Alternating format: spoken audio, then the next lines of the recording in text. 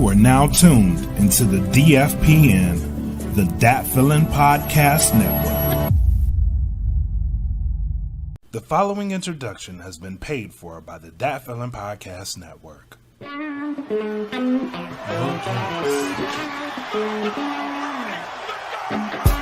is the No Gimmicks Podcast. This is the No Gimmicks Podcast. Hosted by Frank Lee and Blak. This is the No Gimmicks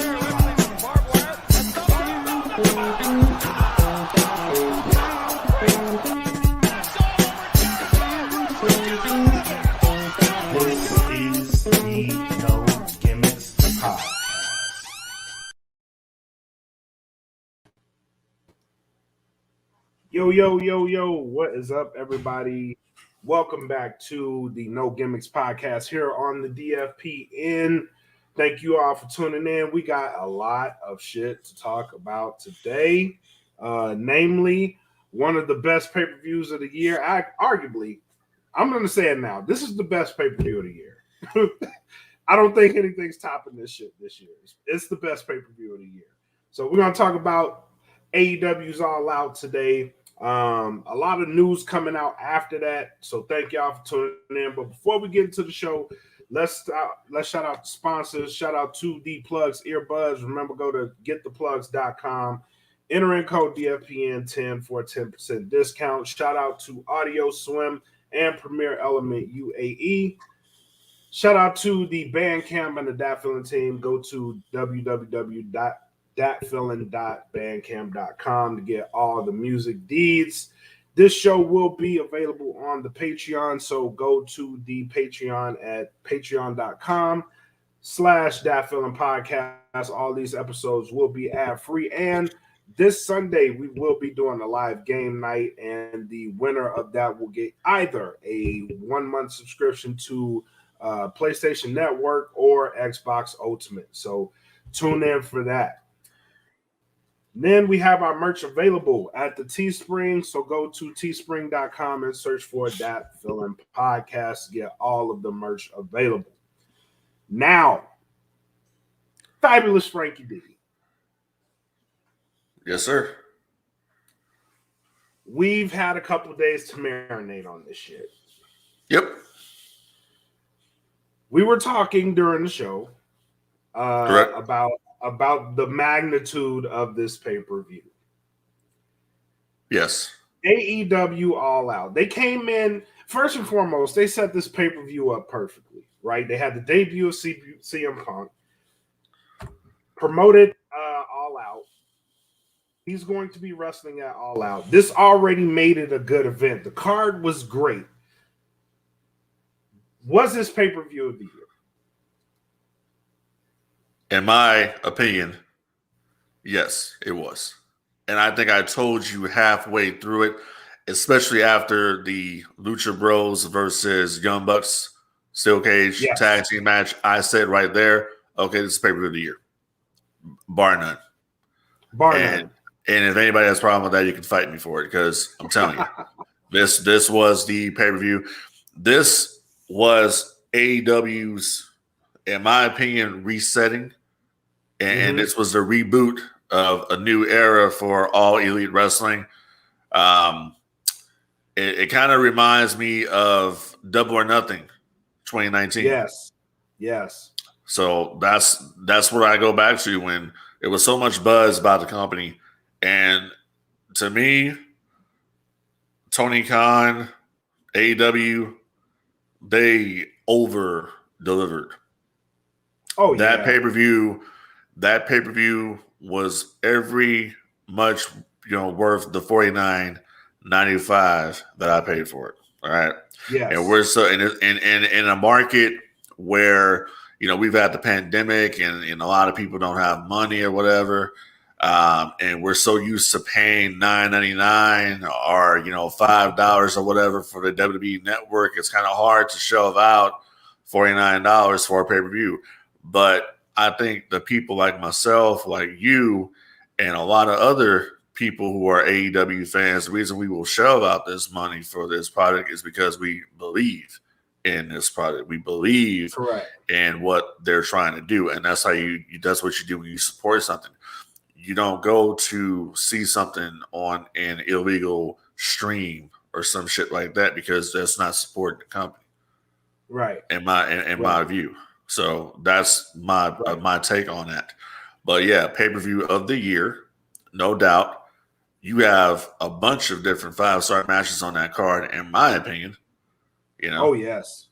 So yes. I mean, let's just break it down, and we can talk about where we think things are going to go from this point forward. Because AEW Dynamite is going to be live tomorrow night from Cincinnati, Ohio. The homecoming for Jon Moxley, but it could be the debut of Adam Cole, baby, and the American Dragon, Bryan Danielson, CM Punk, and all the rest of the AEW crew. I can't wait for Dynamite. I'm already ready for Dynamite. It's Tuesday. So let's start with the first match of the night. Eddie Kingston is massively fucking over. Wait, hold on a second, bro. Hold on. We got to go back a little bit. Let's start with the pre-show first. The pre-show saw 8-man tag match. You had what was it? The Lucha. It was the Jurassic Express. Yep. Teaming up with the Best Friends. Yep. Taking on the Hardy Family Office. Yep. And it could have been an 8-man or a 10-man tag. I'm not sure. I think it might have been a 10-man tag, matter of fact. It's 10. It was 10, yeah. And the best part of that match was the return of the Butcher. The Butcher came out at the end and fucking destroyed Orange Cassidy. And I was thinking the other day, I've been seeing, when I went to Fighter Fest, I was like, dude, I saw the Blade and I saw the Bunny, but I was like, where is the Butcher? He's been hurt. Yeah, all of a sudden the Butcher been hurt. Right? The Butcher looked good, man. He came in there and dropping Orange Cassidy. So it's obvious that the feud is going to continue between the Best Friends and the Hardy Family Office. And Matt Hardy wants his shot here against Orange Cassidy. So we'll see where that goes. And Orange Cassidy is massively over. People love Orange Cassidy, whether you like him or not. You can call him Pockets or whatever you want to call him. The dude is over, and the dude is over enough. He's so over that even if you're on podcast, even if you're talking shit about him, you gotta talk about him. You have to. Yeah. I like Orange though. I like him. And he's growing on me. I used to be like, what is this? But he's growing on me. Yeah, I like Orange. Orange. But yeah, the return of the Butcher, good, because the Blade, he's a great singles wrestler, but I really like them as a tag. I like the tag team, yeah. And they should get a run. They should get a run. And having the Butcher back in the fold is another tag team that they got in AEW. AEW is just full of tag teams. They just stacked of tag teams. And and they could possibly go this way based off something else that happened in the pay-per-view too, which we'll cover in a minute. But let's go main show now. Eddie Kingston versus Miro. Yes. Eddie Kingston is fucking over. Oh, Eddie Kingston's very over. He is over. I was there. First and foremost, shout out to Chicago. Yes. I want to send you my deepest appreciation because you people made this pay-per-view so fucking amazing because you were engaged the whole show. Yep. There really was not a dry spot in this entire show. So to the people of Chicago, thank you so very much. And for helping. And it's crazy because when you think about it, right? AEW has had back-to-back shows in the Chicago market. And you would think, oh man, they've burned this market out. Obviously they haven't. They haven't burned it out. And that's what I was afraid of. They're going to burn this place out. But it's almost as if AEW, Chicago is the hub for AEW. That's pretty much what it is.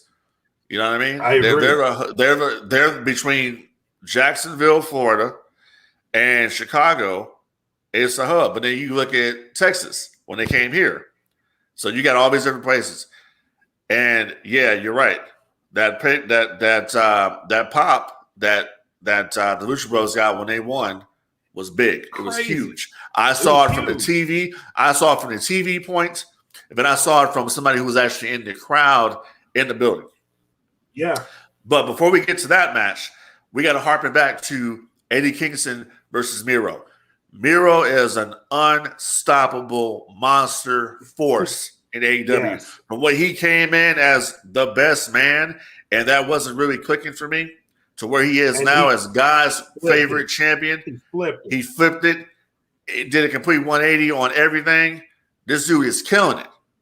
Yeah, this guy, before long, Miro is going to be in contendership for the AEW World Championship. You cannot deny that he's going to be in it. He is unstoppable. But Eddie Kingston, how over is Eddie Kingston? I'll tell you how over Eddie Kingston is. Yesterday, I bought the fucking guy's shirt. Redeemed these nuts. Because you know why? You know, I'm Frank D, so it fits me. You know, I go around wearing it, People want to talk to me. I'll say, look, read the shirt. You feel me? So these nuts.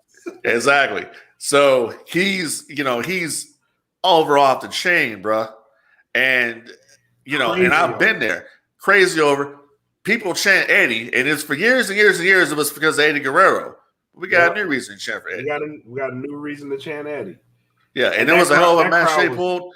Oh, they was into it because the whole story and build to it is, hey, Miro, I got your kryptonite. I know what beat you. I know what it is. And he went for it, and the damn referee. And it was so funny the way he did, because the referee once Eddie hit the DDT and got him, and the referee, they were like, get over there and count. And then 1, 2, the false finish, and the referee gets up, and the people are like, oh, boo. It's like, and the referee's playing, I'm like, what? So right. It was good, man. I enjoyed it. Yeah. And Miro got him with it, and Miro had it was an awesome match. That was great. Yeah. That was a damn good match, man. Good match. Yeah. And as an opening match, that was a good way to open it, because now you've got the crowd going up. Right. And they followed that match with Jon Moxley versus what's his name from New Japan. They had them next. Yeah. In line. And that was already a hyped up match because it's New Japan versus AEW. And that match ended up delivering. And then after that match delivered, here comes fucking Minoru Suzuki. Right. I wasn't expecting that. I was not expecting him to show up. I didn't know we were traveling like that again. So, you know what I mean? So, yeah, that was a surprise. I mean, even though it took him forever to get to the ring, but that was that was great to see him. And then he got in there and it just laid Moxley out. Right. So what that kind of showed me was they have a very good, strong relationship with New Japan Pro Wrestling, with the fact that they can bring these talents in and showcase them, and nobody looks bad. I mean, somebody has to take the fall, but no one looks bad doing it. You know what I mean? Right. So that's my feeling on it. And I can't wait to see what Suzuki does with Moxley on Dynamite. Yes.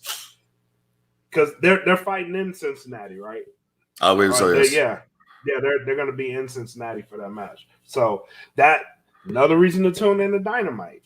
Right. Another reason to tune in to Dynamite. Right. And then after that, so what was after that? Britt Baker? It was Britt Baker versus Chris Statlander for the AEW Women's Championship. The Women's Champion. Another good match. Hey, how has Britt Baker and Chris Statlander, they both have improved tremendously from where they were in AEW to where they are now. Statlander's over. Statlander's over like crazy. Yeah, big fan favorite. She's way more over than Nikki Ash from WWE. I'll tell you that one. Okay. Went out there and delivered a good match. Every match, in my opinion, told a story. Yes. Every match had psychology back there. I'm like, man, is Jake Roberts back there helping with some of these matches? Who are the agents tonight? Because every match told a story, and every match had a purpose. Every spot meant something. Yep. And you knew when Salvander messed up. When she did that deal on the outside, where she did I think she was going to do a moonsault or something on the outside, and that's where she messed up, and Baker caught her with a curb stomp. Then Baker got back in and got another curb stomp. And then she got her with the lockjaw. You already knew the writing was on the wall. Yep. So that was another good match. Okay. You want to know what one of the underrated things throughout this whole pay-per-view was the announcing. Because the announcers were setting a lot of this shit up. Hey, speaking of the announcing, people have been, and sometimes we are a little bit too, so critical of Jim Ross. Yes. And we're so critical sometimes of Jim Ross and so cringy with Jim because we don't want to see Jim mess up. We don't want to see Jim go back and say WWE or something. You know what I mean? Right. We don't want to see that. We want to see Jim be the best announcer he can be. And they delivered there night. I don't even have any complaints with Excalibur. Excalibur delivered. What I'm JR saying delivered. Is, Shivani delivered. Yes. You know why? Because they're enthused about something. What they're doing. Shivani is enthused and invested. He's having fun with it. It's not like if you look at it, listen, and I do this because I watched the network. Listen to Tony Schiavone in 2000 and in 2001 when WCW shut down. And listen to him now in AEW. They're having fun anymore. Yeah, he's having fun. Yeah. Okay. So that's what it is. And you can go ahead and say something, and I'm going to take a drink. And we are not sponsored by Monster, by the way. We're not sponsored by Monster. I wish we were. Shit. But what I'm saying is like they were invested and they were setting up parts of the matches, right? So when they talked about the strength of Britt Baker's legs, like all of her strength is in her legs. So when she does that curve stomp, it meant something. Right. So when she did it, it actually, to me, it hit harder because they set that shit up. Right. They were like, if she hits her with it, it's all over. And then she hit her with it, and there you go. There's the match. You know what I mean? And then she put her in the lockjaw. And then as she was putting on the glove, there was like, oh, she's setting it up. Not necessarily saying that she's going there right now, but the opportunity is there. So they were doing little things like that throughout the whole pay-per-view to me that I was noticing, and it meant a lot to me that they were doing that shit. Right, yeah. It goes back to old fashioned storytelling. Yeah. Yeah, it really meant a lot that they were doing that. Yeah, and just the fact that like when they had a high spot, you get like a Tony Schiavone saying, "Oh Jesus," you know what I mean? Like, "Oh my God!" Like this, like because it's not a hot. Things. It's not because it's not a high spot in every match. Right. When you have a high spot in every match, it doesn't mean as much because everybody's doing it. Exactly. So. But yeah, and then so here's the point of the pay-per-view where I started talking to you, and I'm like, all right, we've hit the highs. So yeah, this is a good pay-per-view so far. This may be the moment where we start seeing the shit go downhill. Right. And that was the women's battle royal. Oh, let me put it like this, bro. So as soon as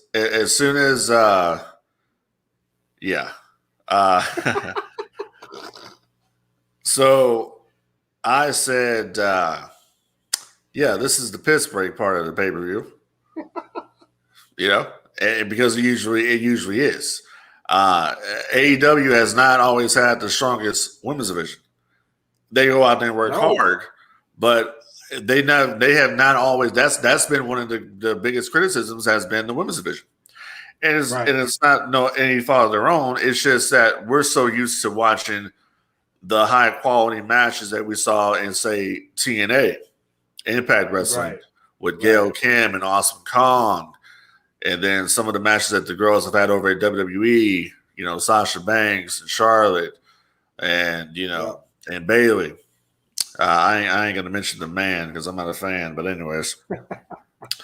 So we fast forward here, and I'm thinking, okay, this would be the perfect time for me to go cook dinner, right? Because there ain't nothing gonna happen in this. This is gonna be just a botch fest and whatever, whoop-de-whoop. Boy, was I wrong. Because I'm watching it, and I'm like, oh, snap. And it's just getting better and better and better. Yeah. And I'm like, I'm trying to cook, but I'm keeping my eye on the TV at the same time. And I'm like, man, okay, I kind of messed up there. Because it was pretty good. Yeah. So the battle royal, which had and my girl Abaddon was in it. Oh yeah. The living dead girl. Yeah, Abaddon in this. You had the return of Big Swole, which was good for me because I'm a huge Big Swole fan. I am a huge fan of her, Jade Cargill. Yep, Jade Cargill was in this match. Then you had the return of Ruby Soho, or the debut of Ruby Soho. Thunder Rosa was in it. Thunder Rosa was in it. Her and Ruby Soho at the end of it, which was good for the crowd because the crowd was into that part of the match. So it was that battle royal. Okay, but let me tell you what some people say on the internet, which I thought was kind of stupid.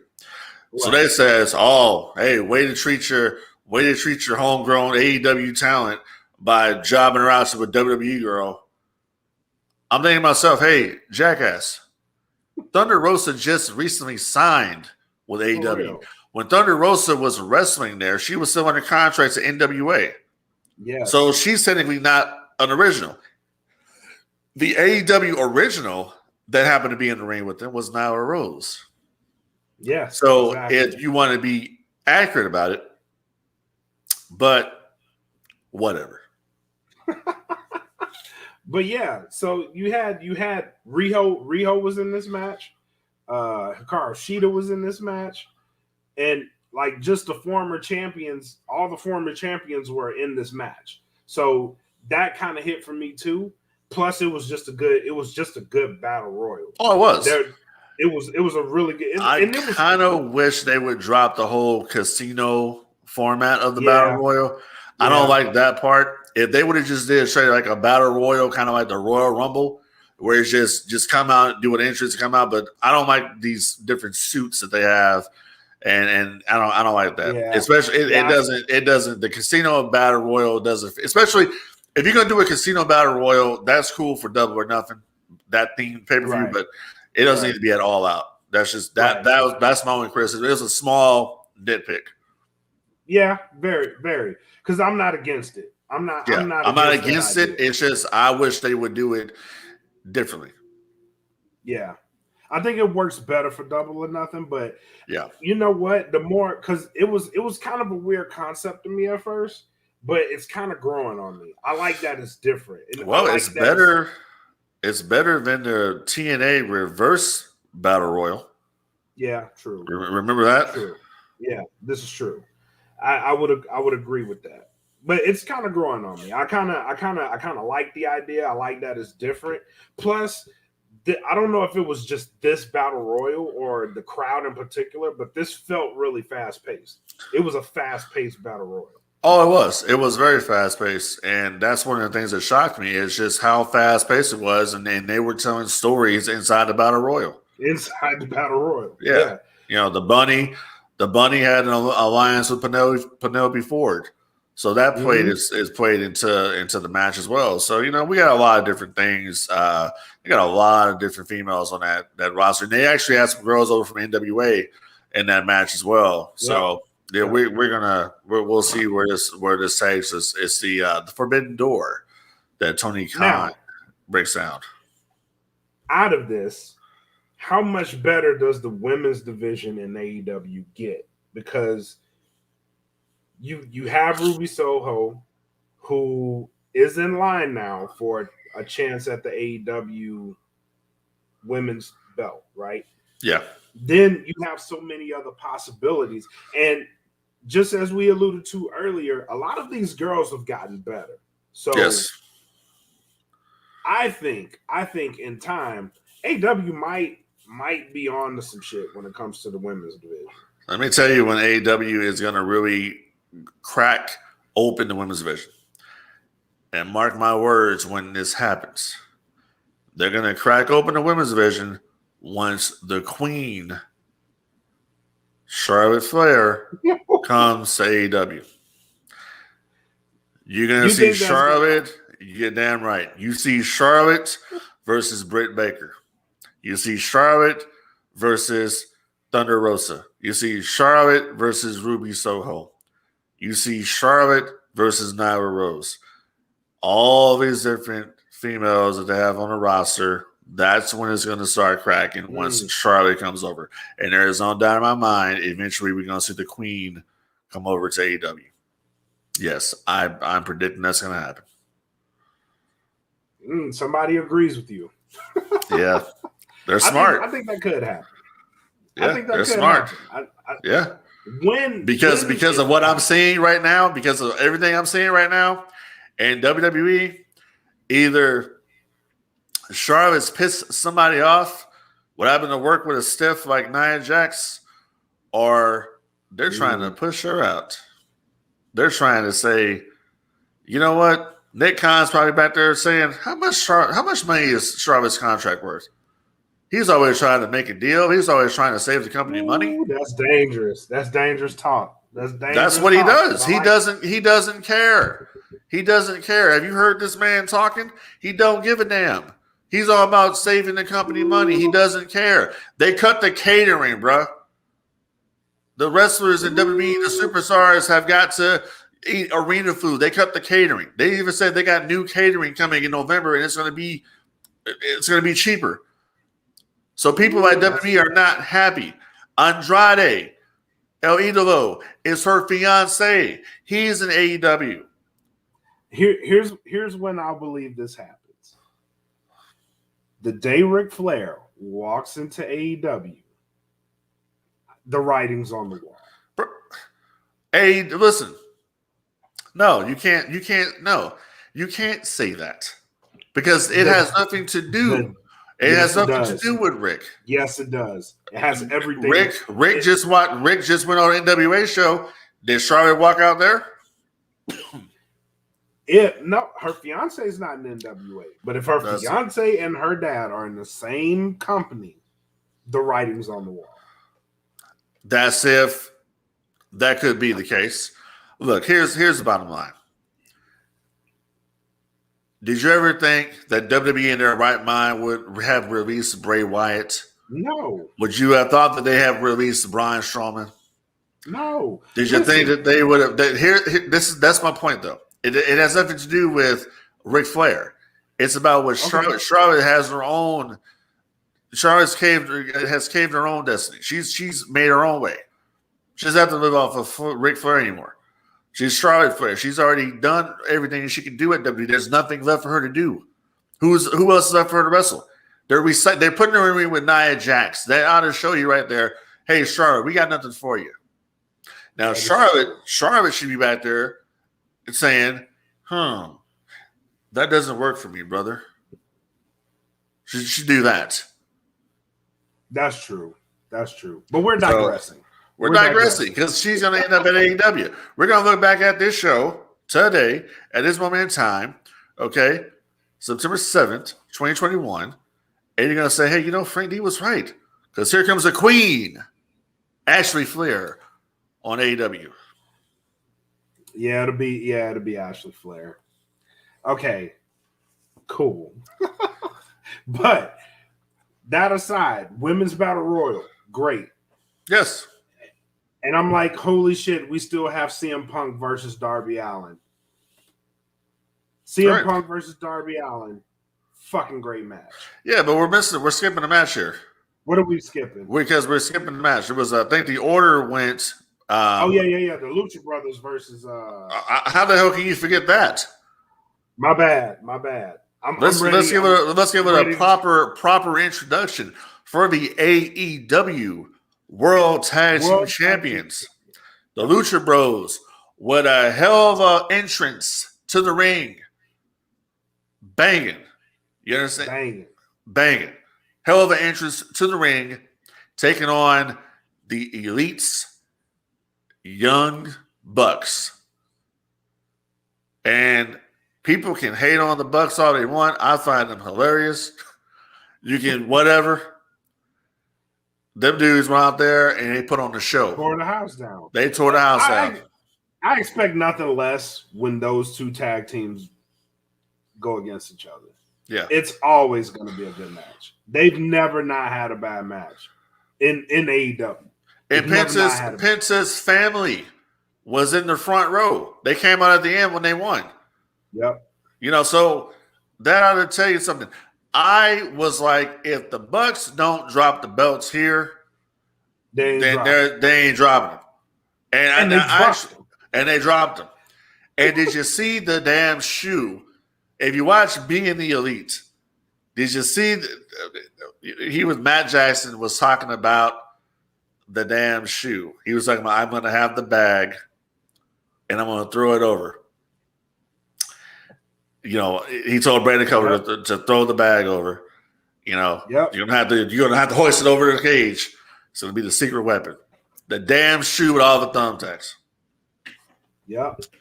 Unbelievable shit. Crazy. And just all the high spots, storytelling, high spots. They were just going crazy in there. Yeah. Crazy. One of the best cage matches I've ever seen. It was a cage match that had blood in it. WWE. Yes. If you don't have blood, there ain't no point in having no cage match. And some people say, "Oh, well, what's the point of having it? What you know, these two teams have wrestled so much. What's the point of having them in the cage?" Well, number one, if you look at the situation, the Elite is the number one stable right now in AEW. Yep. You got the Good Brothers out there in the Elite. You got Brandon Cutler. You got what's the dude? The Japanese guy. I forget his name. The oily man. That's what I call him. You forgot him. You got Brandon Cutler out there. You got Callis. You got Omega. Now you got Adam Cole, but we'll get to that. So you got a bunch of people in the Elite, right? Yep. So of course you're going to need a cage to keep them out. That makes sense. But now that the Lucha Brothers have won this match, we got some fresh matches that they could go for the tag team. We got Proud and Powerful, Santana and Ortiz, FTR. Yep. Okay, you got so many different cats out there. It's time to Butcher and the Blade now. Butcher and the Blade. It's time to move over. You still got Jack Evans and Helico. You got them. Yep. You got Private Party. You got Luchasaurus and Jungle Boy. Yep. You got all of them out there. And you know something else? Marco's stunt doesn't really bother me like he bothers everybody else. I ain't got no problem with Marco's stunt. I don't have a problem with Marco's stunt either. Yeah, some people do. Marco's actually pretty fucking funny, bro. Yeah, he is. If you watch Being the Elite, he actually is. Marco's pretty fucking funny. Yeah. So, I like Marco. Yeah. But yeah, you have so many things that you could do with them now. Outside of a rematch with Young Bucks. The Young Bucks. Yeah. You could do that again, and shit, if you want to solidify them, have them go over again, and then you start rolling in these tag teams. But there's a lot of options that you can have with them winning those belts, which is why I like that they won those belts. Plus, it's their first championship reign in AEW. Well, so I really appreciate it. But the only problem that I have, and this is kind of fast forward a little bit, the only issue that I have with the post-match stuff in the main event was that the Young Bucks came out there and were involved in that. And I think it kind of takes away from the match they had earlier where they should have been back selling that. They should have been Right. too hurt They sold to it come a back little out bit. there. They sold a little bit, They but sold you know what I mean? Like, Yeah. you're too hurt to come out here and be involved in this or whatever. But I get why they did it. But they, Right. they wanted to, their boy was there. They didn't want to miss that moment. Right. But yeah. In the grand scheme of things, I see why anyone could have an issue with that. Because they still sold it to me. Yeah. They were limping out there, Yeah. So it didn't bother me as much in the main event, especially because that was a kick-ass match anyway. And shit, you had fucking Ray Phoenix flying off the top of the cage. I thought he was gonna do the fucking driver from the top of the cage. I was like, Bruh. He's gonna break his fucking leg, because I thought that's what they were going for. I was like, he's gonna break his fucking leg. Let me put it to you like this: people think that it's just so whatever. Look, one wrong move on that top of that cage, and coming off there, you can break a knee or break a leg. You can blow out your knee. You can do a bunch of different things on that. You got to trust the people that you out there with, and that's it. So my hats off to the Young Bucks and Lucha Bros for risking their bodies for our entertainment. Hell yeah, bro! That was fucking amazing. But yeah, great win for the Lucha Bros. Chicago loved it. I think that was out of all the matches, not necessarily things that happened, but out of all the matches, I think that one shocked me the most, and I was the most happy by it. Yeah, they tore the house down with that one, and it was kind of like, damn, I feel bad for whoever has to go on after that. You know what I mean? So then if you look at the order of the thing, I believe at that point it was time for the Casino Battle Royal. I think after the tag. No, was it? No, it was Casino Battle Royal tag team match. Punk versus Allen was after that match. Okay, because I thought Jericho versus MJF was after that. No, yeah, you're right. Jericho versus MJF was. You gotta remember, people. This just happened on Sunday. It is now Tuesday. So I'm still hyped about shit. Honestly. Yeah, but yeah. So Jericho versus MJF, another good match. Well, first of all, before we start talking about the match, let's talk about the entrance. So it was the old school countdown on the screens on the on the screens there, and I'm thinking to myself, I was like, oh snap, Jericho's coming out with his old entrance. I said, this is pretty good. Yeah. No. At that point, I was like, oh shit, maybe this is his last match because it's coming out to the countdown. Yeah. And then afterwards, it was like Jericho's last match. I was like, well, fuck, are they I'm still like, are they confirming like this is his fucking last match? And then MJF's music hits, and I'm like, that was fucking good. Yeah, they got me. I'm actually looking like, what the hell is going on here? And then Jericho comes out, and he got his boy from Fozzy to do a guitar instrumental. And the crowd sings. It didn't come off that good on TV, though. I think it was okay. I just think the crowd was off sync like a motherfucker. The crowd could have been off sync, but it's like the audio wasn't, the acoustics wasn't matching. Yeah. So that was the only issue. Other than that, I thought the match was good. I thought this was one of Jericho's better matches that I've seen in a while. Yeah. He went out there and he really went out there and did his thing. And that false finish with Jericho's foot being on the rope. And once again, they told the story. Jericho, I mean, you had interference from Wardlow until Jake Hager came out there to put an end to it. MJF grabs Floyd, knocks Jericho out with it. Hit him with the Judas effect. And 1, 2, 3, and the crowd was like, oh, bullshit. It took the wind out of the sails, bro. Like, we knew Jericho was going to win. Yeah. Because the foot was on the rope. But just the point of getting there, they played it perfectly. Yes. And yes. Like, you could see the life get sucked out of the crowd. Yes. Once it happened. And then, like, once the referee started talking to who was refereeing that match? Aubrey Edwards? Aubrey Edwards. Once he started talking to her, you could feel the life coming back into the crowd. And I was like, God damn, bro. Like, I'm at this point, I'm like, yo, this pay-per-view is fucking delivering some good shit tonight. Right. Like, and I brought my TV outside because I was barbecuing. And I brought the TV outside and I had it hooked up outside. And I was watching the pay-per-view out there while I was barbecuing. Like, I almost burnt shit like to death. just because I was focused so much on this pay-per-view. And like that shit was great. It was good shit, man. That was some good shit. I agree. That was some good shit. Yeah, like I said, one of Jericho's better matches. And I mean, MJF, he didn't lose nothing by losing, to be honest. No, he didn't. He didn't lose anything. Yeah. If anything, he came away from it with some more shit to say. Right. But hopefully now we move him into different. Hopefully now, though, we move him into different directions now. Jericho goes another direction now. MJF goes another way. I can't wait to see the eventual matchup between MJF and CM Punk. I hope it happens. I hope it happens soon, actually. Yeah. I hope you imagine them two on the mic.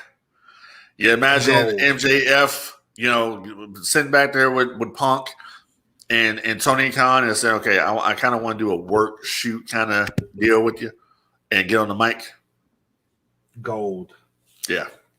This will be gold. Right. And I hope it does happen soon. Yeah. Because match after that, CM Punk versus Darby Allin. That's right. Now we're at the big draws of it all. You know what I mean? Like, and bruh, CM Punk and Darby Allin, they delivered. It wasn't a fast paced kind of thing. They were trying to out wrestle each other. They were doing wrestling in the beginning of this. They were telling a story. Yes. Darby was trying to out wrestle Punk, and he was doing it for a minute. Yes. And then Punk was telling a story of Punk is the grizzled veteran, and like this young dude over here is like he's getting me. Yeah, he's getting me. So what am I going to do here? Because he's got me. And then it started turning around. Like, hold on, let me show you who I am. Yeah, show you what's up. And then he hit that one GTS, and Darby went out the ring and went through the bottom. Yep. Hit the floor, and he was like, "Damn, do you want to take the count out victory, or do you want to bring it back in?" So Darby hit of course Darby makes the count. They get back in there and do their thing. He goes for a coffin drop. CM Punk moves out the way. Punk had that evil grin, the evil laugh on his. Yeah, so it was good. Punk hit him with the GTS. 1, 2, 3. Sting comes out there. I was kind of looking at Sting because Sting had a look on his face like he looked at Darby and then he looked at Punk, and Sting just. It's like with Darby, it's like Sting had the disappointed father look on his face. That's what he looked like when he got in there. And I'm like, oh shit, they're about to turn Sting heel. They're about to turn him heel. Because I'm like, it's just how Sting was looking. Yeah. And for the majority of that post match, he was behind CM Punk. So I'm like, is he going to hit him with the Scorpion Death Drop? Because he was just standing there. And, when Punk went over to congratulate Darby, I'm like, oh, man, this is the moment. I think he's going to grab him and Death Drop him. When he was behind him? Yeah. Yeah. See, that's what I was thinking, too, because Sting just looked like – and this wouldn't be the first time we've seen Sting as a heel. I was just watching Sting the other day in WCW when he was a heel with Luger. When they attacked Flair, so it wouldn't be out the ordinary thing we saw when he was a heel in TNA. But apparently, from what Punk said during the media scrum, that wasn't planned. Sting did that on an ad lib. That was Sting came out there, and that was for real. shook his hand. Oh, shit. That was not planned. Punk said when he saw Sting come out there, he didn't know what the hell was going on.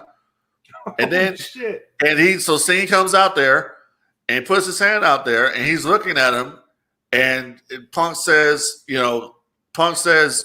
this means a lot to me, and Sting says it means a lot to me too, and that's when they shook hands. Oh shit! Yeah, that was a shoot, and it was a shoot with Darby too. Shake his hand. That was all a shoot. That was not nothing. That was not what they planned in the beginning. That was all a shoot.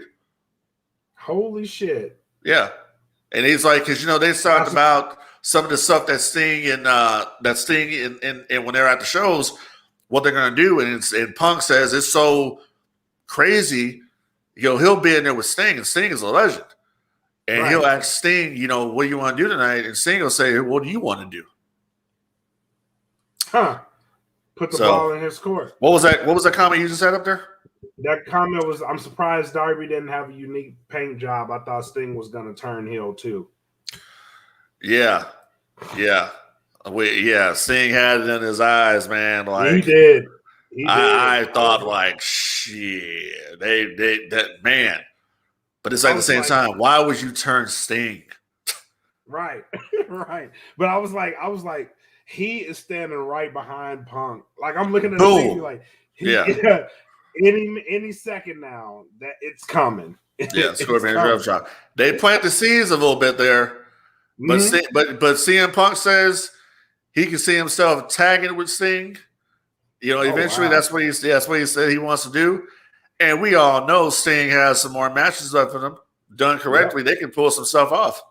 Yeah, and we ain't got to worry about him getting. And we ain't got to worry about him getting power mounted some turnbuckles. But whatever. Yeah, some good shit, man. So, and then that match is over. Good match. All these matches were all great matches. Yeah, I would give it that. Yeah. Next matchup. This is when I DM'd you again, and I was like, all right. I was like, all right. This has been a great pay-per-view. Here is where it's going to shit. Yeah. I said this. I was like, here is where this pay-per-view will indeed go to shit. Because I was like, this pay-per-view is just too fucking good for like nothing, like no dry spots, nothing. This whole show yet. I was like, here it is. Here's the dry spot. Here's where it's about to go to shit. Paul White versus QT Marshall. And it didn't. No, it was actually decent. It fucking did it. I was like, what the fuck? Like, that's when I started texting other people. I was like, what the fuck is going on? Like, it was actually decent. It served its purpose. We just got done watching the CM Punk Darby Allin match and all that, and it was put there to basically bring you down a little bit because of what you are going to see next. Right. And I tell you what, people are like, oh man, Paul White just needs to retire. Look, Paul White is an attraction at this point. You bring Paul White out there when you want to get somebody, choke slammed or KO punch. That's Paul White's purpose at this point. Paul White has earned the right to come out there and choke slam somebody and knock their ass out. Right. Bottom line, he's earned it. So, respect your elders. Yeah. So good. It was a decent match that served its purpose. Yeah, QT and the factory, they served their point. They served their purpose, served their point. Now, what I'm looking at, it's like this. What is the situation involving Paul White and the Gun Club? That was never explained because Billy Gunn attacked Paul White with a steel chair on Dynamite. His sons were all in it. They act like they all went heel. Never explained it. So hopefully we'll get the explanation for that on Dynamite shortly. Yeah, I hope we do. Yeah. That does need to be explained. Yeah. Was he acting for QT Marshall or no? That's right. And it makes no sense No, I don't. Because Paul had just helped the Gun Club kind of get a win. Right. You know, Right. so the week before, so it makes, and then they turn them. So it doesn't make any sense here. But I do see promise in the Gun Club. You know, Billy Gunn's sons, they actually go out there and go. So there's another tag team. There's another group out there that can do something with. And then you also have the Varsity Blinds there. Okay. You got Dante Martin there. Like you got a bunch of different, my God, the roster of talent in AEW is just unbelievable. Stacked, bro. And if you ain't seen Dante and Martin perform, I mean, and then on top of that, we talk about the Elite. You got so many people that can go against the Elite right now in AEW. You got Bryan Danielson against the Elite, Christian Cage, Jungle Boy, Luchasaurus. You got Frankie Kazarian out there.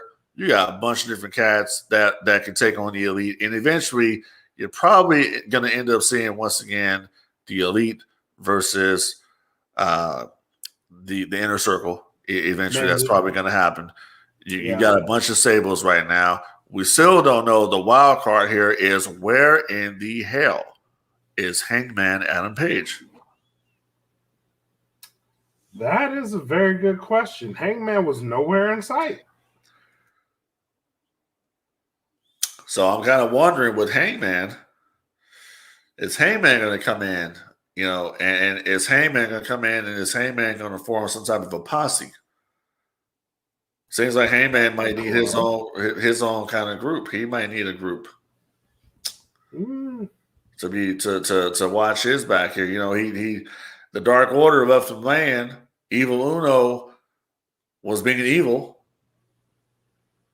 but I don't know, man.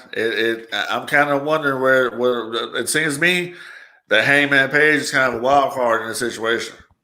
Yeah. So we'll see what happens. But another one real quick before we get to the main event. Another guy that we need to keep our eye on that I think is going to be a main contender very shortly. And I also purchased his T-shirt as well. Malachi Black. Oh yeah.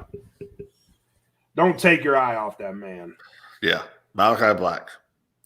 Don't take your eye off that man. Yeah, I'm digging the whole story, the gimmick. This is pretty much what we were supposed to be seeing on SmackDown. Yeah. This is what everything that he's on right now. And I like the fact that he took the eye injury from one company and brought it to another. Brought it, yeah. So very cool stuff. Very cool. Kept it playing. Yeah. Now, main event time. Let's get ready to rumble. Kenny Omega versus Christian for the AEW Christian Cage, sir. Christian Cage, sorry. Who came out with his entrance, kind of resembling the old Captain Charisma with the jacket with the hood. I miss that, man. He needs to go back to that. Yeah. Yeah, came out with it. Yep. And this match was a good match. It was a good match. They had some really good spots in that match. I'm gonna be honest with you. I'm gonna cut you off, but I'm gonna shoot with it. I thought the match that they had on Rampage was better. Better. I thought so too. Yeah. It was a good match though. It was still a good match. I just thought the match they had on Rampage was better. Right. Still, crowd was into it. As far as ours. The last match of the night, the crowd has been hot. At this point, I'm like, this is pay-per-view of the year, right? Even during the match, because they were hot during the match. It's what happened after the match. Yeah. It's what happened after the match that I was like, there was like 10 solid minutes of what the fuck. Right. First, so Kenny cuts a promo after the match. He says, the only wrestlers who can beat me are either not here, they're retired, or they're already dead. And then the lights go out. Now, at this moment in time, I'm like, here comes Daniel Bryan. Here he comes. And then, Daniel? You know what's that? A fucking go. I was like, what the fuck? I mean, Bryan Danielson, you know what I mean. Right. But that music hits, and I'm like, holy fucking shit. Right. Right. Holy fucking shit. Like, and I haven't, and anybody who listens to this podcast knows, I have not always been an Adam Cole fan. I never, but I even was like, that's pretty cool. That's pretty fucking awesome. Yeah, that was cool. Then he comes out, stares down the Elite, and I'm like, oh shit, are we gonna get Adam Cole versus the Elite? Well, he said it. He said it though. Adam Cole was like, "You think I forgot what you did to me?" Yeah. And we go back. What did he do to him? For people that don't know, what did he do? They kicked him out of the Bullet Club. Literally kicked him out. Kenny Omega kicked him out of the Bullet Club and says the Bullet Club needs a villain. Enters Marty Scurll, Young Bucks super kick party. Adam Cole, and that's it. And then they pretty much gave him the kiss of death goodbye. Yep. And then they gave him the kiss of death again, but this time it was, it was so great the way they played that Ring of Honor angle into this show. Great, once again, great storytelling. Great storytelling. But this guy's one of our best friends. One of our best friends. And, Adam Cole was basically saying, hey, it's who's ready for story time with Adam Cole, baby. And he starts his shtick and talking about how the Elite is the number one. It's pretty much the most dominant group in the history of this business, and that's debatable. And there's no chance in hell of anybody stopping this.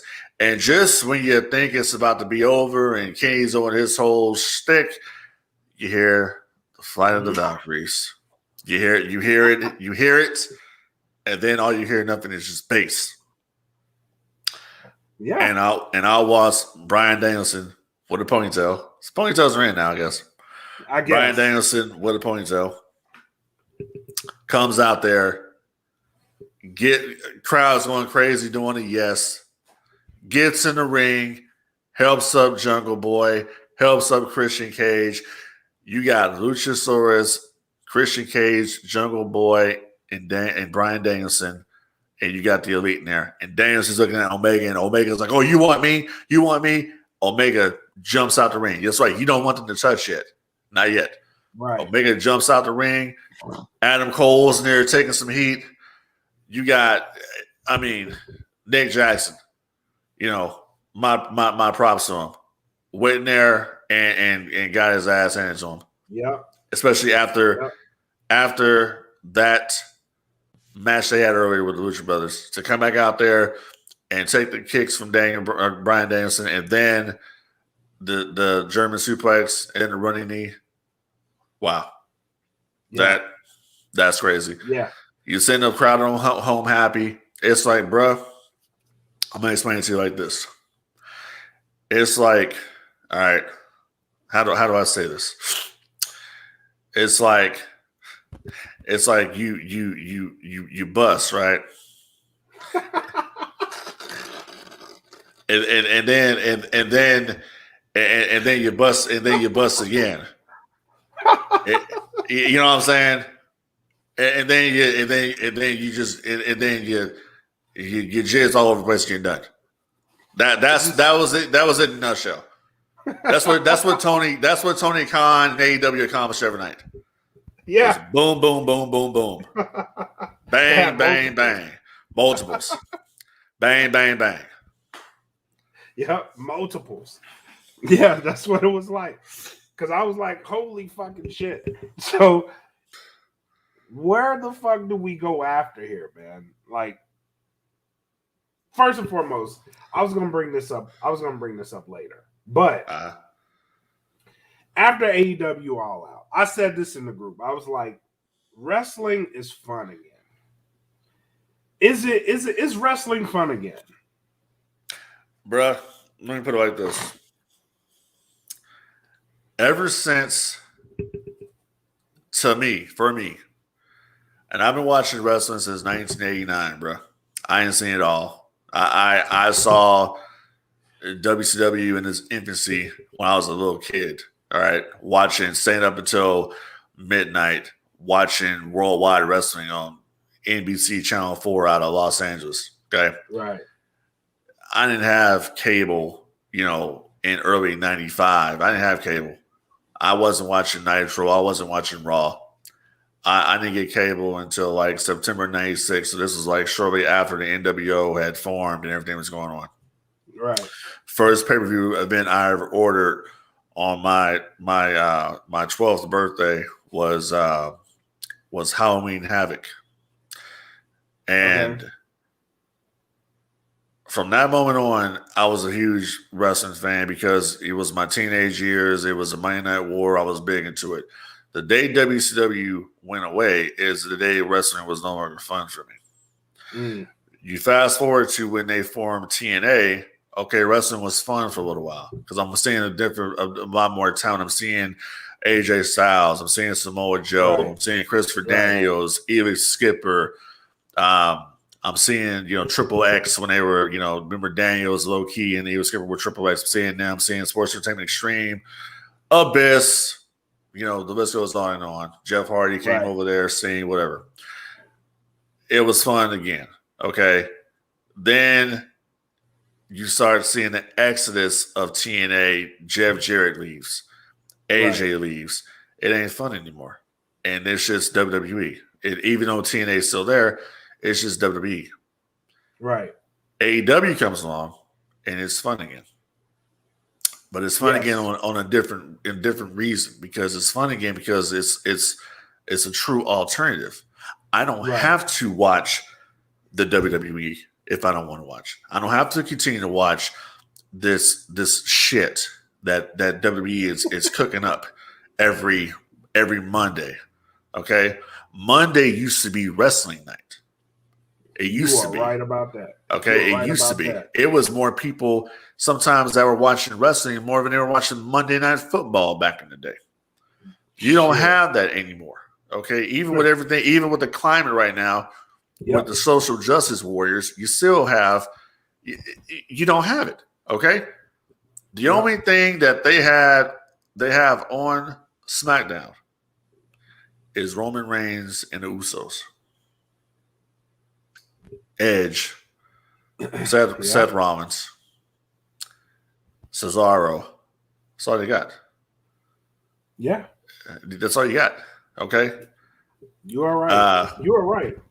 So to me, yes, wrestling is fun again. I fell in love again the other night with pro wrestling after all these years of trying other things, just not going away. Not going away. It's not being satisfied, having to stay in the past and relive things. Wrestling's fun again, dude. Right. And you know what? I look at this show in particular, right?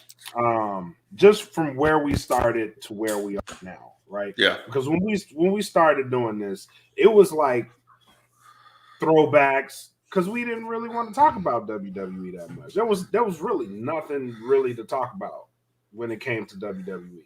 Right. Now we're here covering AEW on a weekly basis, and I'm excited about covering the shit because I like what I'm seeing. I'm really enthused about what the fuck I'm seeing out of AEW. Not even AEW, because when NWA 73 came out, there was excitement behind that shit. A fan just posted some shit in here. Did you hear John Moxley is the GCW champion? Like, I actually I saw that. Shit. Yeah, I saw that the other day, as a matter of fact. And I'm kind of curious as to, I guess they're not done with Nick Gage yet on AEW programming. So that's the kind of shit Moxley likes. Exactly. So they're going to bring him on Dynamite again.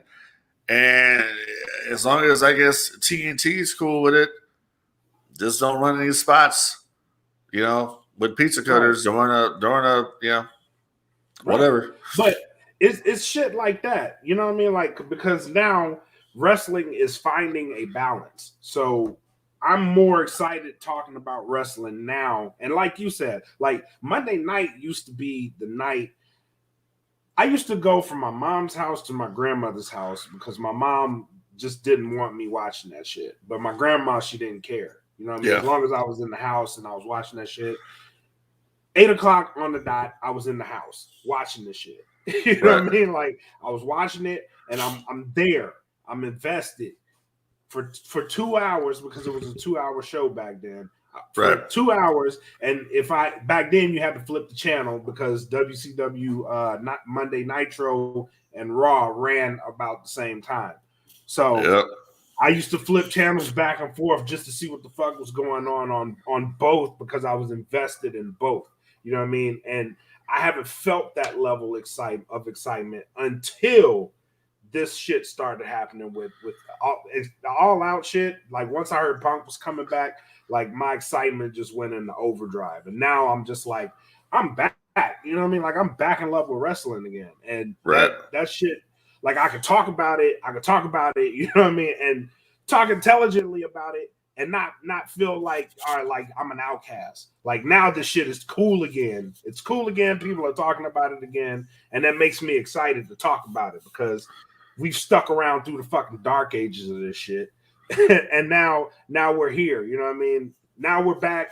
Wrestling's back cool. People are excited to talk about it. Like being a wrestling fan is some good shit.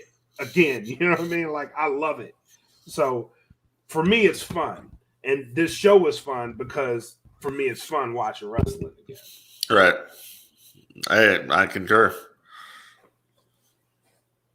You'd be like, "Why you watch wrestling, man? Shut the fuck up." Now it's like, yo, what happened on AEW Dynamite?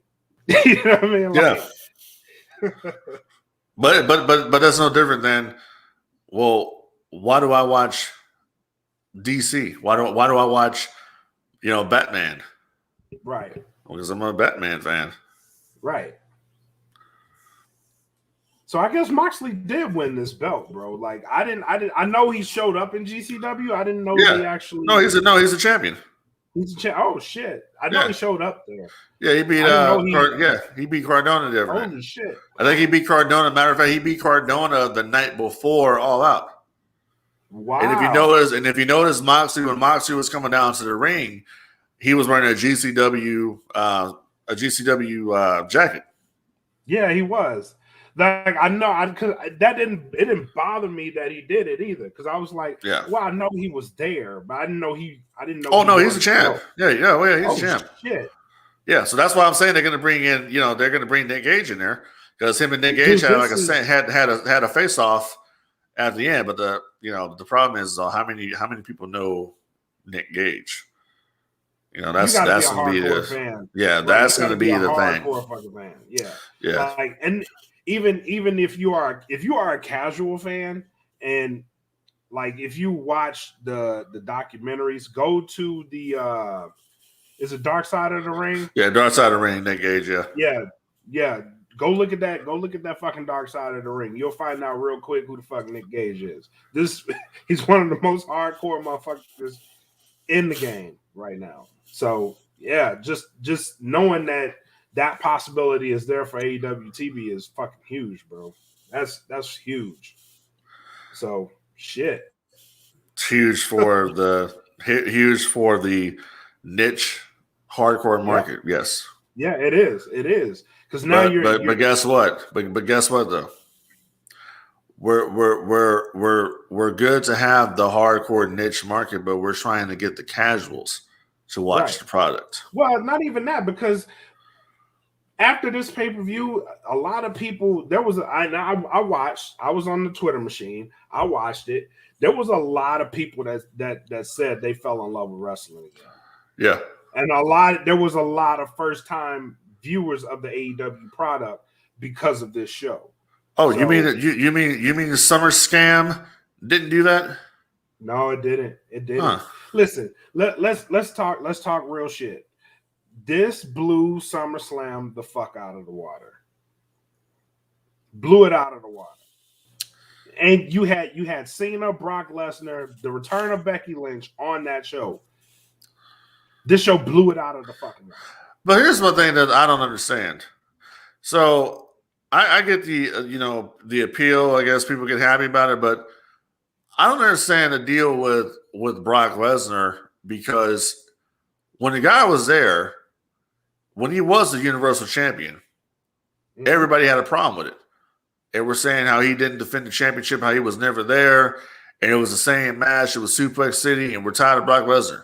Okay, dude comes back, and all of a sudden it's like, okay, he's Captain Saberho now on the SmackDown brand, and it's like all of a sudden now we're supposed to be excited about what? Oh, because Paul Heyman's aligned with Roman Reigns now. So, I mean, yeah, I admit that's kind of intriguing, but we've seen that kind of before where these two were at odds. It's intriguing, but it's not as intriguing as, say, the possibility that we will get CM Punk versus Bryan Danielson. And we know that that's a possibility, and we know that they're probably already building towards it.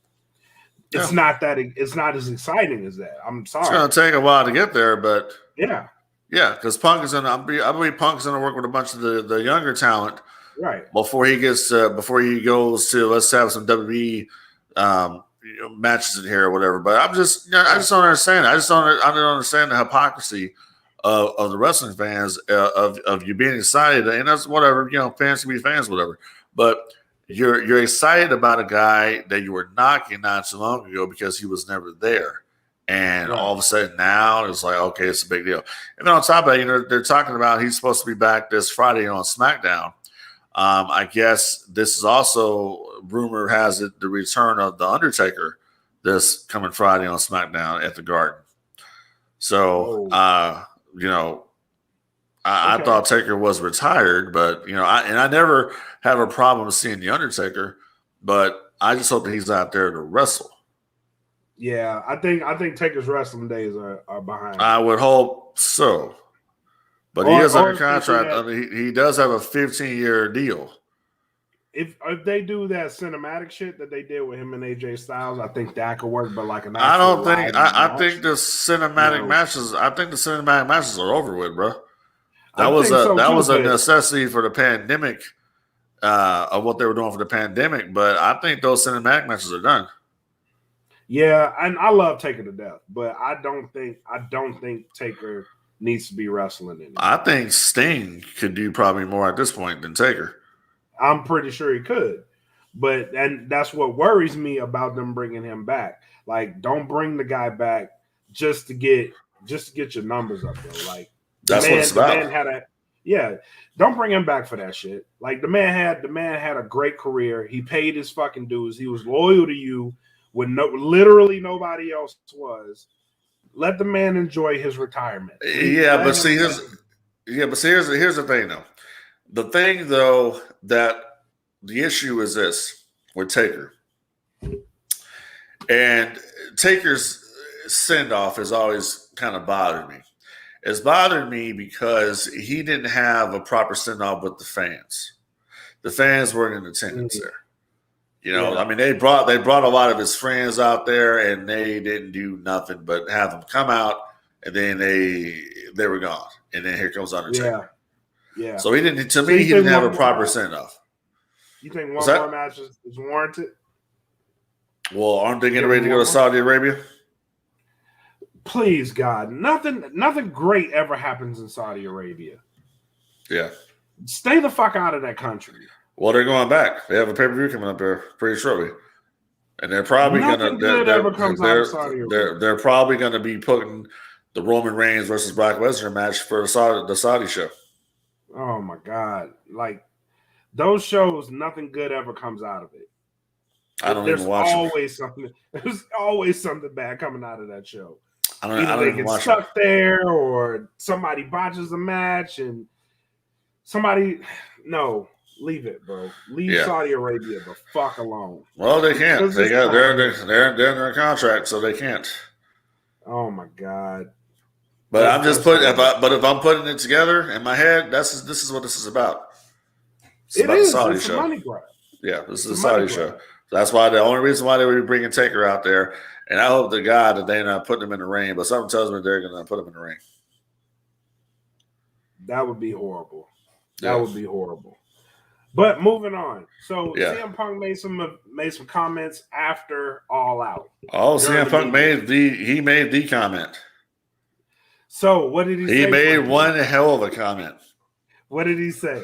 All right, so CM Punk is back there with Tony Khan, and everybody's having a good time, and they're doing the media scrub and all that like they do after the pay-per-views. You know, you never see Vince McMahon up there talking about anything after their pay-per-views. But anyways, so Tony Khan's up there, he's talking with Punk, and Punk says, someone brought up the fact about how this feels like, Hall, Nash, and Hogan when the NWO and all that. Talking about him, Cole, and Danielson. Him, Cole, and Danielson, correct. Right. And Punk says, he says, I might take some heat for this, but I feel that this is bigger than that. And Punk had me up until he said that. You can't. Let me put it to you like this. You cannot say that what we're seeing now is bigger than Hogan, Hall, and Nash in the NWO. Okay. You can't. You cannot. Okay. We are 25 years later, and people are still talking about NWO. I just posted pictures the other day of me in my NWO gear, and I got a lot of NWO stuff. All right. You cannot tell me nothing. All right. About, you know what I'm saying? Like, let me show you something, bro. You see that right there? I see it. You see that? For the fans out there, the people, you see that? That's the NWO World Title rubber. Okay. My point is this. It's a great moment. It's great. Everything that's happening right now. There ain't no way in hell. It's a different time than what it is now. The NWO angle, what it did was it accomplished two things. It got the business hot again, and it got the wrestlers guaranteed money. It did. That's what it did. Okay. It did. Without Hogan, Hall, and Nash in the NWO, we would not see an AEW today. It was because of the road that was paved on the Turner networks before AEW was ever even a thing. Right. This is true. You cannot say until AEW does, and I'm pretty sure they will, and I'm behind them 100%.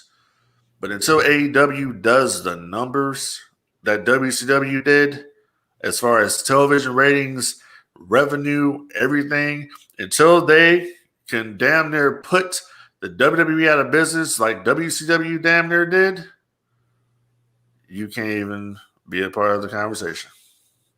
Now, here's another one of the comments that I've been seeing, right? And shout out to YouTube watcher J Rock. A lot of people are saying if Bray Wyatt debuts in AEW, they will stop watching WWE. That's a lot of talk. So could he be the guy to get him there? Maybe, numbers wise. Maybe, because they've already made some great moves with the addition of Punk, Cole, and Danielson. If Bray Wyatt is indeed that man, I don't know. Punk does say a lot of shit. He does say a lot of shit. And he speaks his mind, and he's like, I know I'm going to catch heat for it. But some of that shit may be valid. Now, are they as big as the NWO? In my opinion, no. It's not valid, bro. No, it's not. It's not. No, it's not. But can it be as big? That's a really big maybe. It's a really big maybe. Listen, it's not going to be it's not going to be bigger than them because that move alone changed the fucking business. It changed the business. And this is the thing I will say about this. Okay, so Nash, Hall, and Hogan were bigger stars than Punk, Danielson, and Cole. NWO changed the business. NWO changed the landscape of the business. But if you look at it, NWO only had a 3-year run. If you think about it.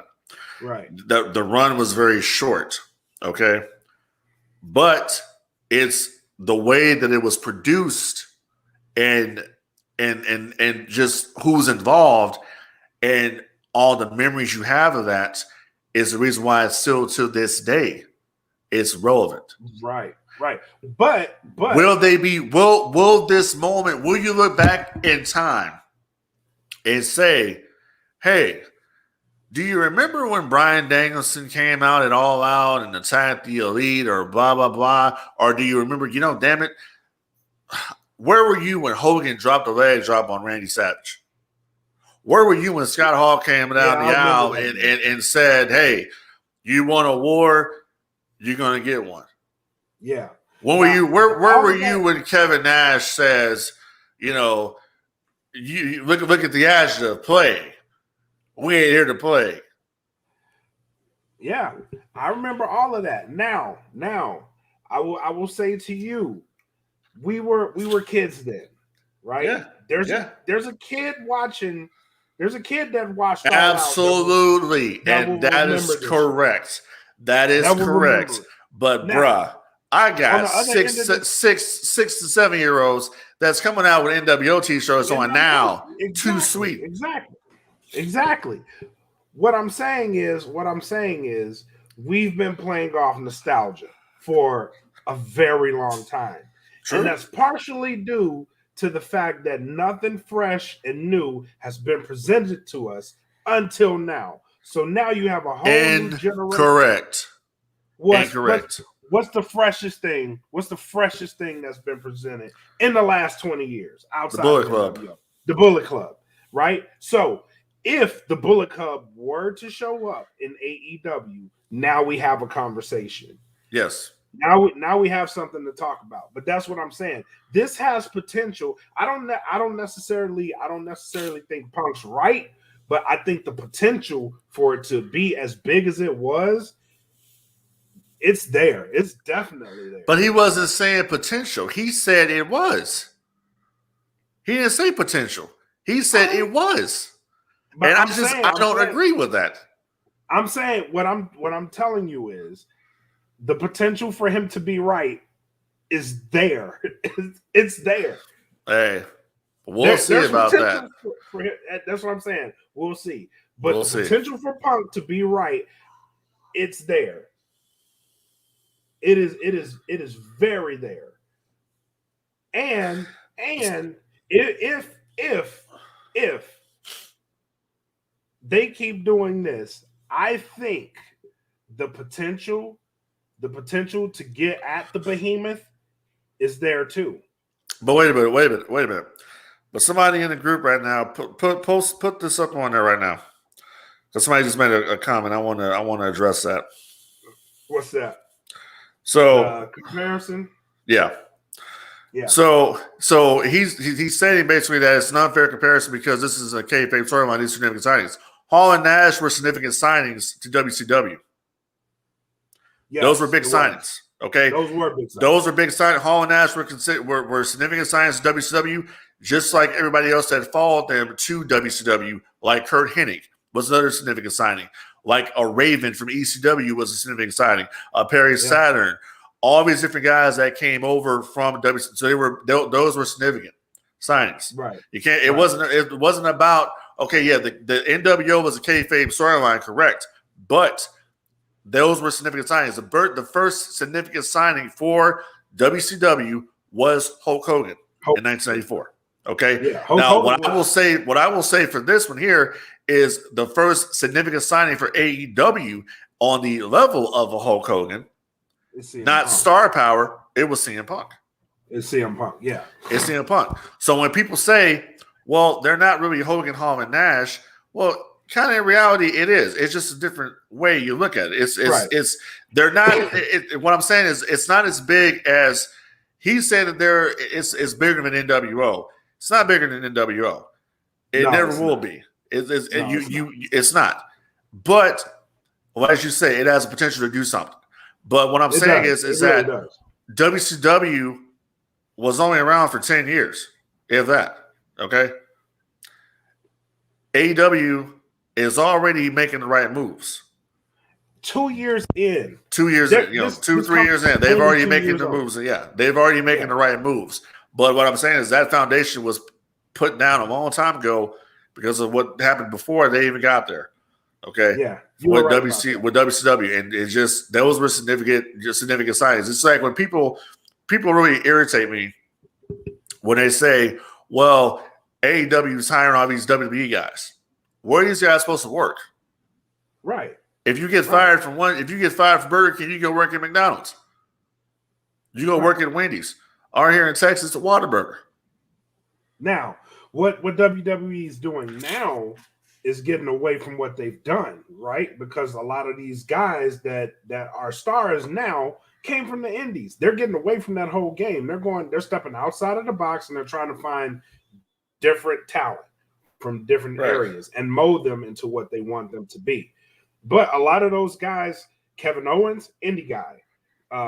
Daniel Bryan, when he was in WWE, indie guy. Right? Seth Rollins, indie guy. A lot of these guys came from the indies and then showed up in NXT and then developed into what they are now.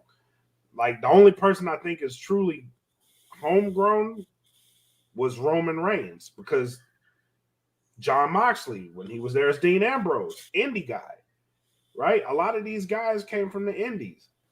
So the business it's been that way, right? So you can't really say that these guys are WWE guys, because shit, a lot of these guys came from the indies. Bruh, I'll go back. I'll go you one better. Okay. Steve Austin, Mick Foley, Kurt Hennig, all these different guys. Bret Hart, Jericho, Bret Hart, Stampede Wrestling, Kurt Hennig, AWA. Okay, Steve Austin, Mick Foley, WCW. Right. Vader, WCW. Hulk Hogan, AWA. Yeah. And I like this comment too. They trying to mold people like they did with Kurt Angle. WWE is, but he was an elite athlete. But a lot of these guys now, like, they come in with the talent of an elite level athlete, though. That's what they're looking for in WWE. They're looking for the talent of an elite athlete, yeah. But here's the thing that Kurt Angle is probably going to have, and I know that they've had some recent signings. Like I said, Gable, Stevenson, have come in. Okay, here's the thing though. Kurt Angle had something that a lot of these other ones don't. Kurt Angle had charisma.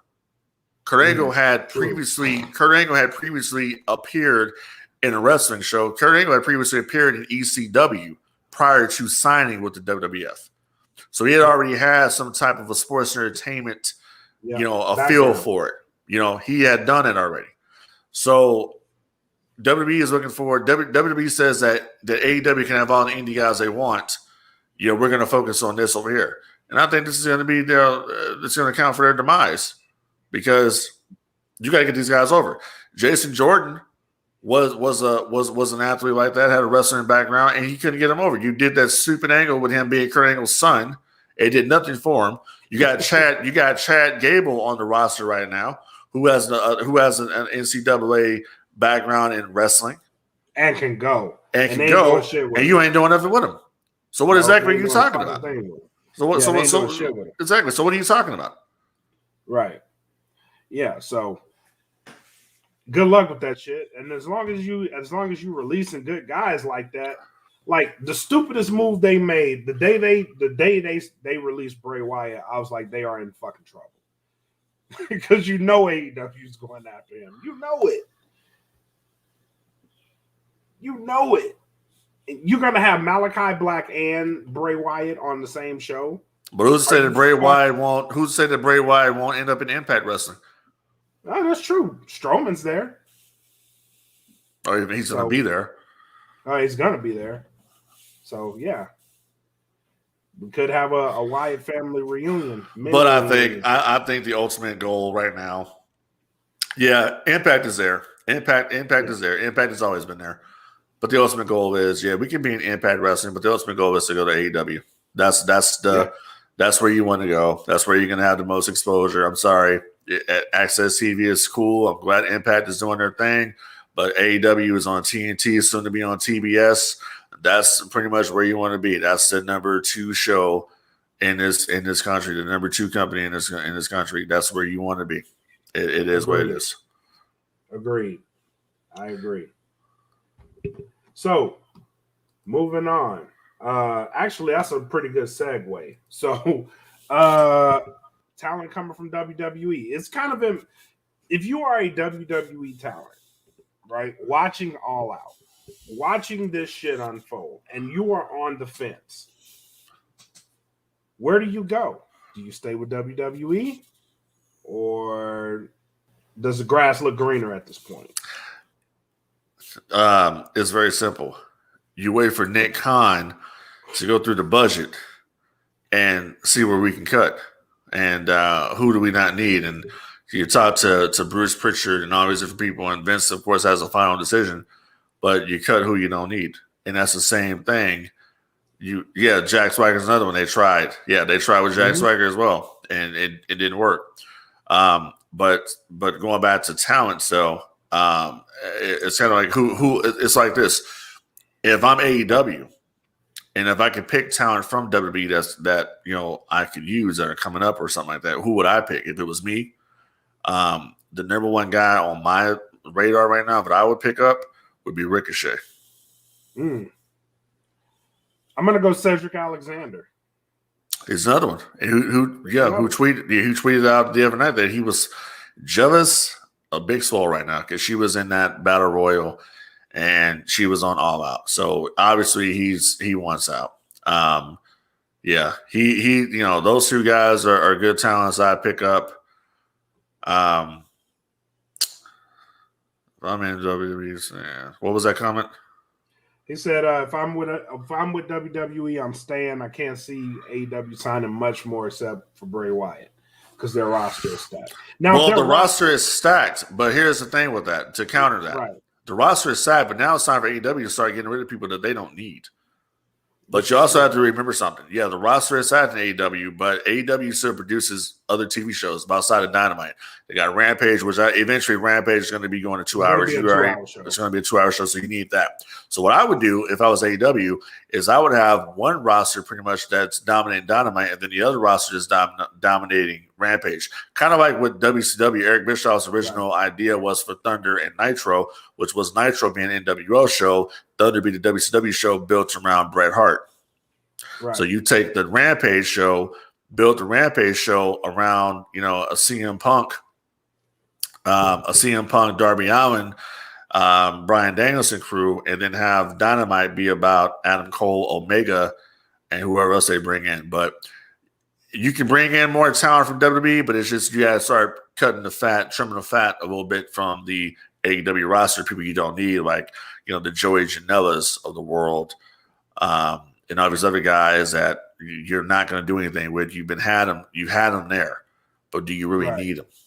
Right. And that's the problem. That point's going to come. They haven't really made any cuts, so that point's going to it's inevitable. It's going to come. So kudos to those guys for sticking around for the long run, but I hear nothing but good things from anybody who's in AEW about AEW. So, I mean, you have Dark Elevation, Dynamite, and which are going to be moving. Which are going to be Dark and Dark Elevation are going to be moving actually to Universal Studios. Oh, so they're going to be taping that at a soundstage with fans, kind of reminiscent of NWA TNA back in the day, Impact Zone. Right. So they're going to be doing that. So you got to need talent for that show. So that's where you'll see the Dante Martins and all the rest of the talents that they use, Varsity Blinds and all these different cats that they use for that show. So that's what they're going to. AEW is going to expand. I'm not sure exactly how many people they had, but I believe at one point WWE had about over 200 wrestlers on their roster that they don't even use. Okay, I remember WCW had about 60 that they had on a roster at a given time. They were bringing 65 people to TV. Jericho will say 65 people to TV, 25 guys would work. So you got to trim the fat in AEW, and I think eventually Tony is going to do that. Start trimming the fat of people. That do we really need this guy? Do we? What's this guy done for us? What do we need? Do we need to keep a Janela on the roster or Tony or Sonny Kiss or any of these people? Do we need them on the roster? Can we free them up for Bray Wyatt? Can we free them up for Ricochet? Can we free them up for Cedric Alexander? I think they can. I think Tony has pretty much, to me, Tony seems to have an unlimited checkbook of he can get anybody he wants. And that's a good thing sometimes, that's a bad thing sometimes. Yeah. But you know the point's coming. You know it's coming. So man. But overall, I think it's the hottest company. But speaking of the other company, WWE held an emergency meeting. What the fuck did they talk about? Oh, they just probably talked about, Vince was going to miss the show and Bruce Pritchard was going to be running it. And that was pretty much it. Yeah. I mean, you didn't really expect WWE to come back with anything last night, did you? And be like, we're going to stick it to AEW because if that's what they came out with. Did you? I mean, if that's what they came out with last night, shit, man, good luck. They can't. You can't stick it to AEW, right? AEW is fucking fire hot right now. You can't. They are on fire. Like you can't. Right now, AEW is untouchable. And good luck. I hope the meeting was to let them know that from now on, like, just go out. Get your shit off. I hope that was the meaning. Because obviously, I want competition. Obviously, that wasn't, because look at what they gave you. but all right, this was the day of planning. So what's going to happen from here? Well, here's the deal, man. Listen, WWE let them tell it. They don't consider AEW to be competition. So. We'll see. WWE are probably contacting the old guys like Hogan, Honky Tonk Man to return to counter AEW. Hey, listen, I got no problem with Honky Tonk Man. Honky Tonk Man named me Fabulous Frankie D. I got no problem with Honky. Honky is a shit. But when you start talking about people, I mean, Hogan can barely get around now, brother. So I don't think he's going to be coming around, which is kind of messed up, about the Hulkster. I mean, it really is. Hollywood, it is. Hey, it is. It is what it is. We all get old, Bo. It happens. Yeah, but most of us wasn't leg dropping and falling on our ass for 30 years, and that's what did it. So that's why you barely move now. 7, 8 back surgeries. The guys had. You kind of feel bad for the Hulkster. Then you realize all the people you screwed over, and then you don't feel so bad. Yeah, true. But I would like to see WWE step up and accept the competition. Like, just step your product up. Vince McMahon has gone on record saying that it's not the same as with WCW. He does not consider them competition. He doesn't. So I'll say it. It speaks volumes that he would speak this way, and then you get what you get out of AEW. It speaks volumes. Like, he's fucking out of touch with it. Like, I legitimately think Vince McMahon does not pay attention to them. Bruh, Jim Ross said that Vince McMahon never watched 10 minutes of the original NWO when they were on WCW TV. I would believe he had people watching it for him. I would believe that. Pritchard would watch the shows. Cornette would watch the shows to go back to tell Vince what was going on, but Vince never watched it because Vince had already seen them in WWE. So why is he watching? The only thing they could say was, "Well, damn it, we should have turned Terry heel a long time ago when they turned him." But we were talking before we started recording the show today, and you had your theory about NXT that I wanted to hear, the revamping of NXT. Right. So good segue, because we are going to talk about the NXT rebranding.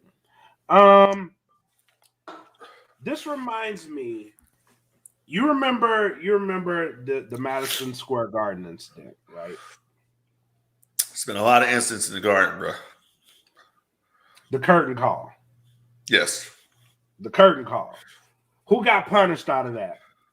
It was Trips. I think this is the curtain call 2.0, bro.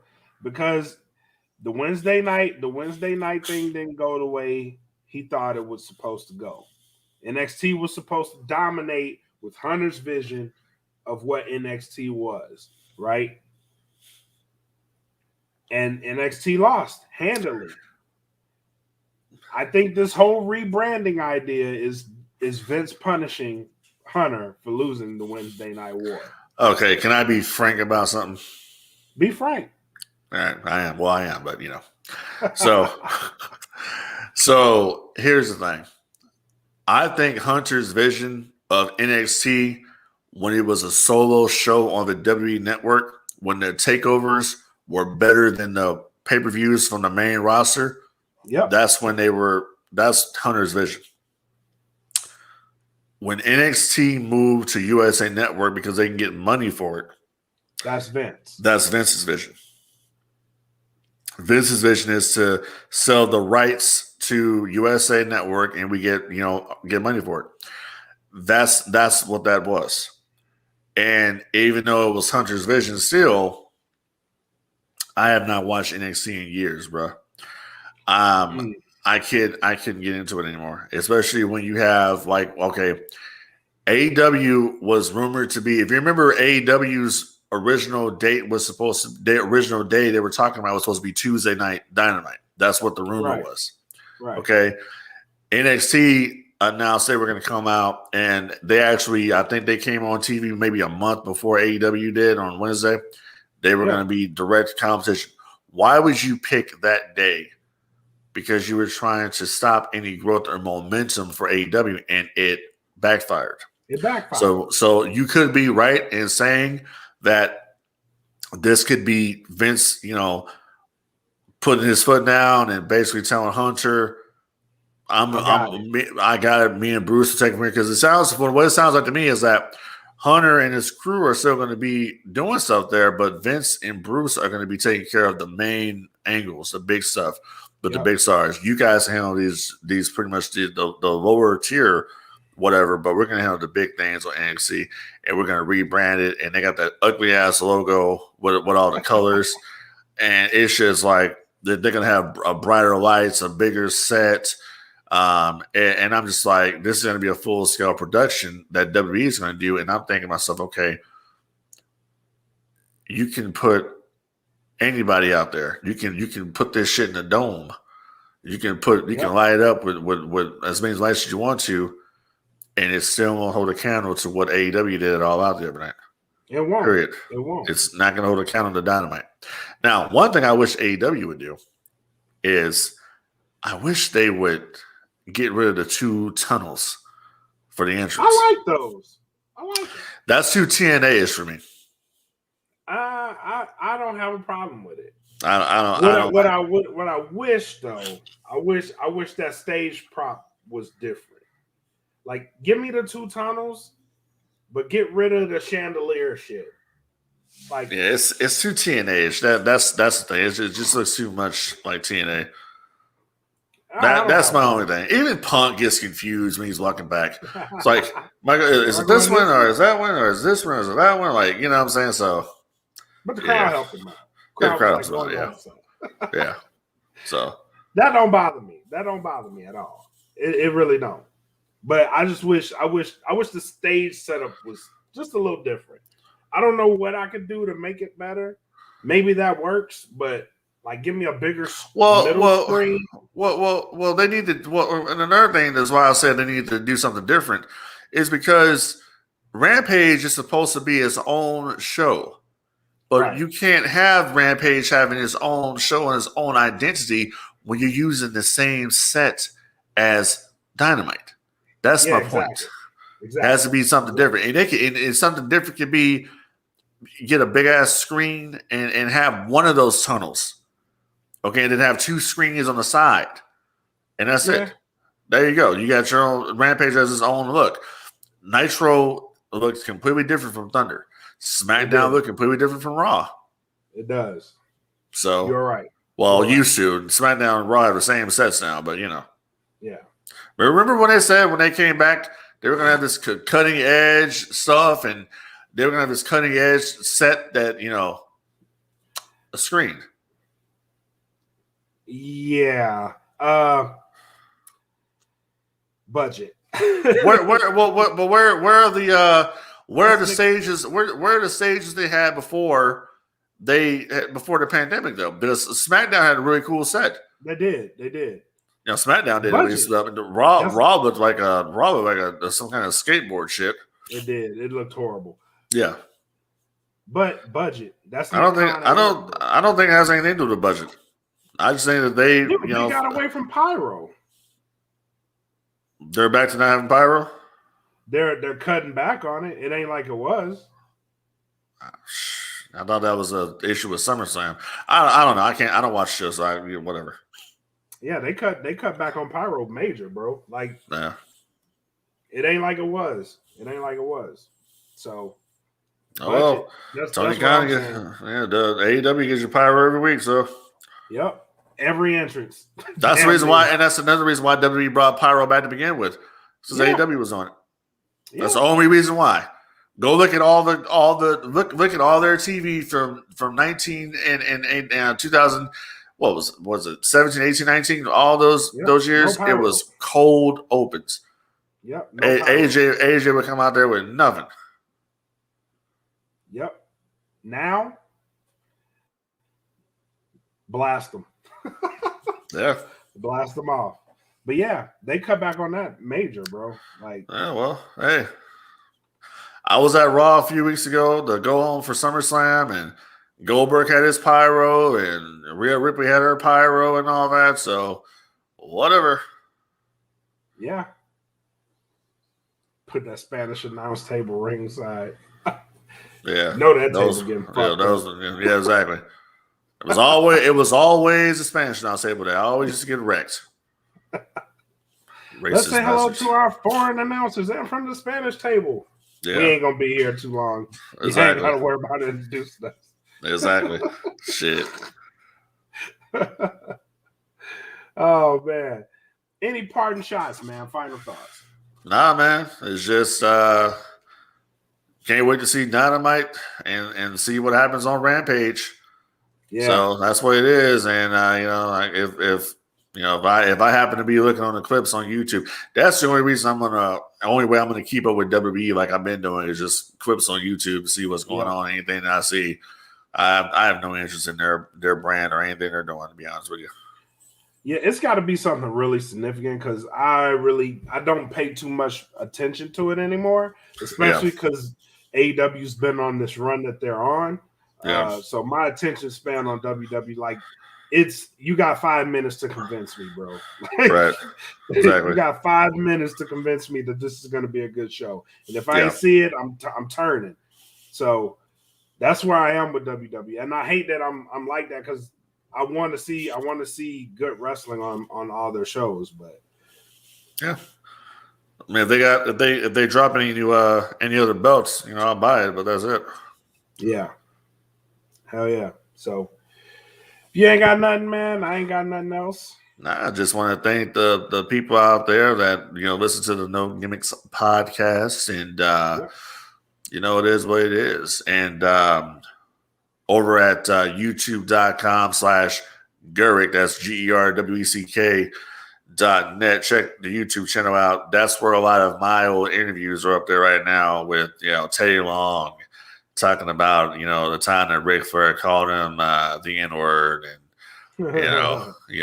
stuff like that. And me going at it with Vince Russo about him copying ECW, which he denies, so check it out. YouTube.com/Gurick. And, that's pretty much it. That's all I got. We do another one of these early shows. We got to get Teddy on here. That would be a good idea. Because Teddy Long got some stories. Yeah, we got to get Teddy got stories. Teddy Long got stories for days. For sure. Yeah. For sure. I'll holler at Teddy about it. He the homeboy, so I'll get at him and see what's up with him. All right. For sure. But yeah, man, thank you to the No Gimmicks podcast fan group. Thank you to the DFPN. Again, this is on DFPN on the YouTube too, so check us out. We'll be bringing you more. Tune in. Until next time, y'all be safe. Enjoy that wrestling. Talk about it amongst each other. Be fans again. Peace.